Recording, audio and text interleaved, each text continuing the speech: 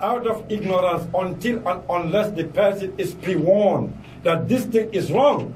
But look, compare that and the reality we are living in almost every human community, much more this despicable, wretched African community, where people are taught but people are not educated, where people are inculcated and people are remote controlled and people are brainwashed and people don't even know who they are. When you don't know your humanity, you are little less than an organic material. So who to be blamed on that? Well, I think we need to blame ourselves. We don't have to throw the blame on anybody else. Because we are human beings, we are the sons of Adam. But because you've been subjected, bombarded by so many bullets, so those bullets without a bulletproof, the only bulletproof is the Quran and the Sunnah of Muhammad sallallahu alaihi wasallam. But if you don't want to just secure yourself against those bullets, not resorting to the Quran, not resorting to what Muhammad sallallahu alaihi wasallam has practically demonstrated for us to follow, then absolutely you have become an easy prey to the predator. Why would stereotypical type, which will say a colonized people is always there inviting new colonization called neocolonialism. Neocolonialism, but in a different form, not by force, not by coercion, but by mental control. When people are colonially educated, when people are colonially orientated, when people are colonially given a so-called sub-independent with a flag and a national anthem that costs only 2 pence, those people are easily controlled. So for that matter, that's why, in fact, for you to redeem, for you to deprogram your mind from all that remnants of slave mentality and slave debt in that murky mud that will never take you anywhere, one step ahead, 1,000 steps ahead, backward, it's only to go to the Quran. That's my book, that's your book, that's the book of the world. Even the birds, they respond to the Quran. That's why subhanahu wa ta'ala, he says, كُلٌّ قَدْ عَلِمَ تَصْبِيهَهُ salatahu wa tasbihahu. Everything in existence knows how to pray and to praise Allah subhanahu wa ta'ala. Who are you? What are you given? Are you inculcated, pre-programmed? You are given a material that is completely absolute. Think as a human being, think as a Muslim, think as a Gambian. When you do that, you become a liberated free man. You did explain in that second point, when it comes to perhaps that might be, you did explain this, the concept of state. The second question I thought was, how did that responsibilities are being divided? The second point, the third point I'm going to ask, would be including the justice, and then you devise it to the criminal justice. Because what do you call, the complainants, most of them was, you are talking with a very extreme term. This is the concept they have. Man, what do you call the program? Very extreme. Some will say even we know the extremism. Because somebody, in fact, this was the imitation of the word of somebody. Coming to the justice system, how did that function in Islamic perspective? Well, okay. Before I just give you what I know about the justice system in Islam, you know, we are back to square one, the terms, because these terms are buried in our subconscious. They are not from us. No, it's not. In fact, we use them spontaneously because we are pre-programmed. What is extremism? You know, extremism in everything is good because we in Islam, we are always following the mean. وَلْتَكُنْ مِنْ وَكَذَلِكَ جَعَلْنَاكُمْ أُمَّةً وَسَطًا. You know, this is why we make you into a nation, the middle nation. In everything there is moderacy. There is continence. So here, what is extremism? In fact, this extremism is a new coin. It's a new coin. I mean, it is intended to deceive and to oscillate me. They are not here. Just like somebody who is being pushed in and out because we are not extreme, but we are trying to establish and validate something that can never be disapproved. That is the truth. So there is something like criticism, there is something like extremism. Extremism is existing in the mind of somebody. So you are telling me to really explain the truth does not make one. No, because the problem is, everything is taken lukewarmly and secondly, complacently. But, extremism comes when you transgress your bound, when you go beyond your bounds, when you do something that is harmful to others. But if you want to expose the truth and establish the rights and the duties and obligations of each individual, remember, you cannot call it extremism. The problem is that concept of extremism is now a weapon created intentionally to be used against you, the Muslim, so that you can see a Muslim as extreme because he is seeing something that is completely detrimental and in opposition to what you are following.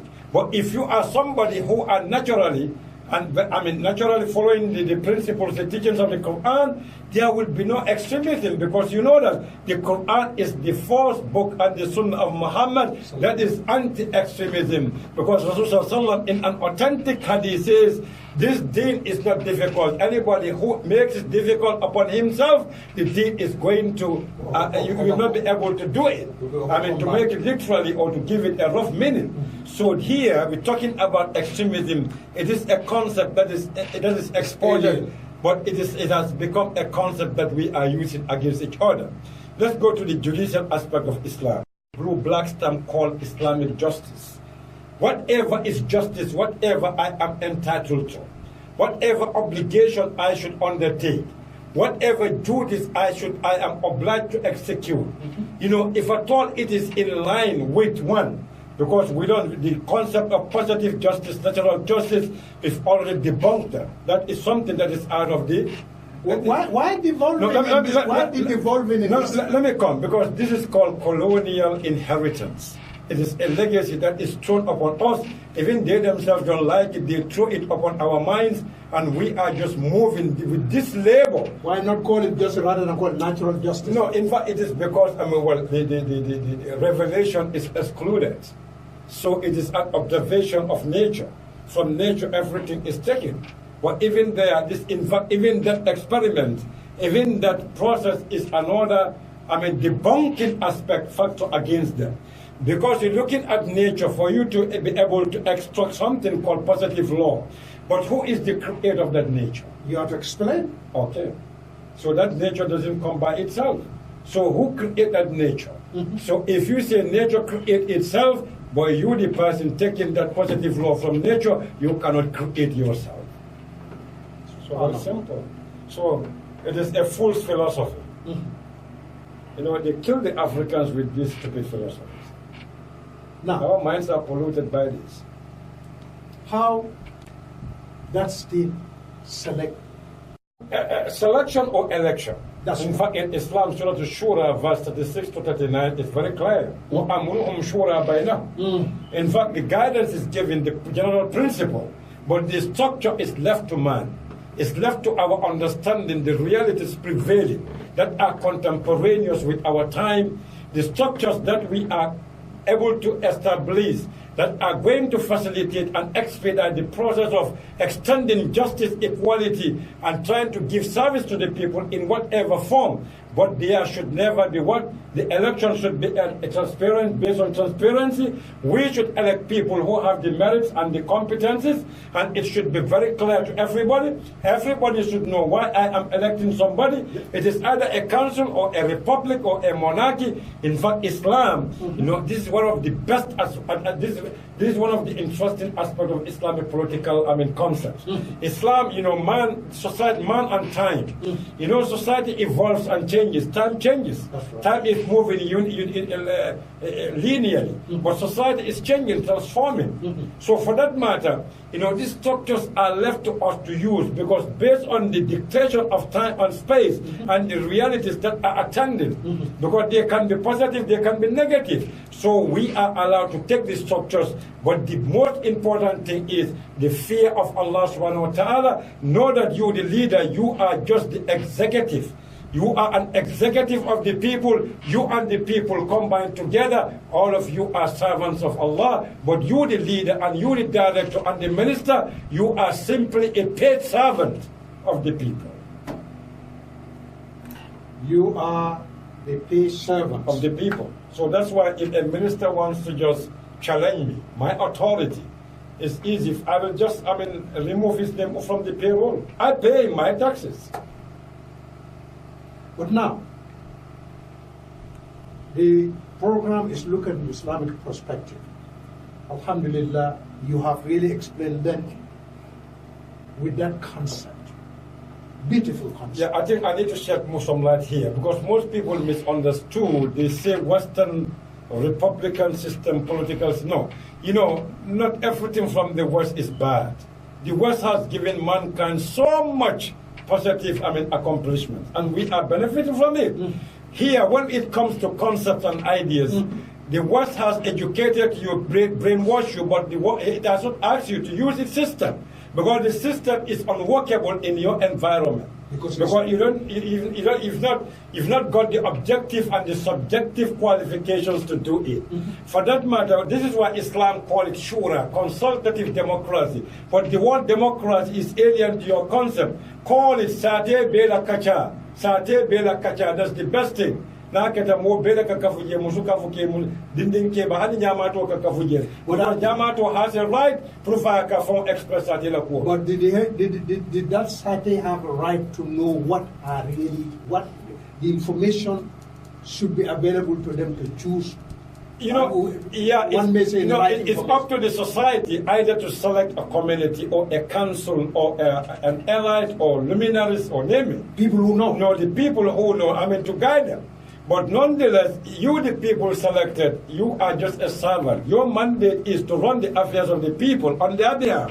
At the same time, you must come back from time to time to explain to the people what you have done. Because you cannot be there in that armchair, air-conditioned, Pajero car, running day in and out. I don't know what you're doing. You are just violating your own right, violating the right of Allah, and violating a trust given to you collectively, a mandate by the people. This is an insult to the existence of what you call democracy. This is my point here. Because you have been given all this authority. Even the governing system, the dastur you are using, I will challenge. I've been always saying this. If I take a microphone and just start on the street here, and simply ask people, do you know what our dastur contains? Quite a number of people have. Thank you very much, Sheick Darboe. You see, in America, Amendment 4, the 4th Amendment. Yes. Ask anybody in America, any American citizen. He will tell you that's my 5th Amendment. That's my big backbone. That's right. That's my backbone as an American. You see, the problem is, you are... The Gambians know their 5th Amendment. The problem is, you formulated these laws and constitution in a language that I don't know. That's the problem. This is the most despicable manifestation of colonialism, neo-colonialism.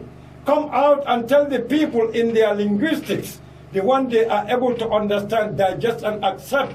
Tell them these are the enshrined articles in the Constitution. But you cannot tell me you went to London School of Law, you come back with your wig on your head. It's another symbol of colonialism. You're not defending the law, you're defending your pockets. So now are you telling me the law without justice? Justice is a value and a concept. Courts of law will deliver justice. The problem is, are you consciously educated to accept the value of justice? In the third world, it's another nemesis. It's another source. It's the Pandora box in the third world. The High Court judge is sitting there on the bench. A telephone will just go. Found him there. Tell him, look, this is the case, but do it that way. So the conscience, living conscience are not living. That sense of fear in Allah subhanahu wa ta'ala is absent. That equation, tomorrow you will be captured, is not there. And Rasulullah said the cadis, the judges are two. One will be, there are three. No, there are two. One will be in hell, and the other one will be in paradise. Because the one in hell is that judge who knows that what I'm doing is wrong, justice is not served, equality is not given, but he is judging based on considerations, either the position, material, or because the influence that are exerted on him. So here we're talking about something that is very serious in our third world, especially in our Islamic communities. What body is there? Why are you just restricted to when you say body? Absolutely nonsense is out of context. Islam. You have to ask people, establish the truth first, then tell people to be patient. That's the right way. Sheick Hamma, I think we have 2 minutes now.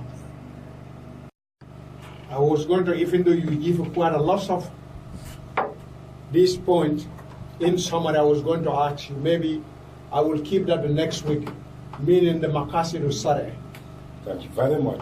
These are the objectives of Sharia. The objective of the Sharia. Yeah, the living objectives of Sharia. Next week, we promise the greater listeners for that, we will deal with that, because we still are continuously dilating on the Islamic perspective of the statehood. State contains lots of things. People are in the state. It's the people who have to benefit from the state. Thank you very much. I think I need to give some advice. What is a national advice? Advice, okay. You know, I think it is very natural that every day we either change our clothes, or change our diets, or change our locations. Isn't it? What do you attitudes. So for that matter, I think it is worthwhile. It is high time, critically, for every Gambian to be in a constant state of renewing his consciousness. His awareness. His awareness. In fact, consciousness, when the consciousness is completely active, that leads automatically to your awareness becoming very, very active. But Sheick Hamma, when you say I should be aware of my consciousness, where do I find this consciousness? No, your consciousness is within you. You know, you relay yourself to yourself. Relaying yourself to yourself, who am I? Relay yourself to your location, where am I? Relay yourself to where, who am I here? Who am I, where am I, why am I here? The purpose of your existence. Yeah. What am I doing? What am I doing here? Where, who, and what? What am I doing here? Why I am here? Who am I? And where am I going? If you relate yourself to these four angles on daily basis, you are automatically and you are just, actively, activating your own consciousness. Automatically, your awareness will be very much sharp, will be enlightened. You will see the world clearly. You will see the world with two eyes. You will never be allowed to be colonized, much less to be enslaved, to be buried in the sand. Sheick Hamma, I think we will really hold it there. Listeners, again, by Allah willing, we come back coming weeks, inshallah, to start it on with the objective of the Sharia. Because we are looking at the Islamic perspective. This program is intelligent. That's why we call it Talk on Islam or Talk about Islam. But the society cannot go without knowing what, as the Sheick Hamma mentioned, knowledge is the key. To really questioning these things for very clearly. Talking too much. We are saying lots of things, but we should take a stop now. If each and everybody questions himself about these four questions, yes, I think at least I think Sheick Hamma have give all of us a homework. Before next week, we should ask ourselves these three questions. In that note, we are telling the greater listeners, Assalamu alaikum wa rahmatullahi ta'ala wa barakatuh. Wa alaikum assalam wa rahmatullahi.